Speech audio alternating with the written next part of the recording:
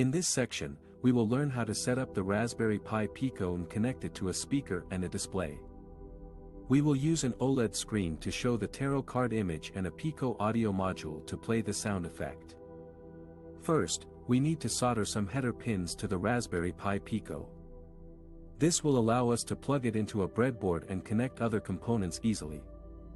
You can use any soldering iron and some solder wire for this task.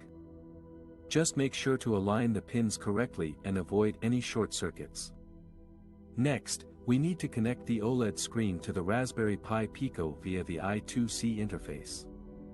The OLED screen is a small display that can show text and graphics in monochrome. We will use it to display the tarot card image that corresponds to the random number generated by the EM noise.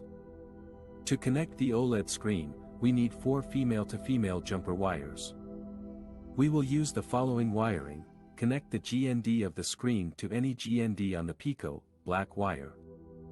Connect VDD/VCC to 3V3 on the Pico, red wire. Connect SCK/SCL to I2C0SCL, GP1, physical pin 2, orange wire. Connect SDA to I2C0SDA, GP0, physical pin 1, yellow wire. You can refer to the pinout diagram of the Raspberry Pi Pico for more details. After connecting the OLED screen, we need to install a MicroPython library that will allow us to communicate with it. We will use Thonny, a simple Python editor that comes with Raspberry Pi OS. If you don't have Thonny installed, you can download it from https://thonny.org/. To install the library, follow these steps: connect your Raspberry Pi Pico to your computer and open Thonny.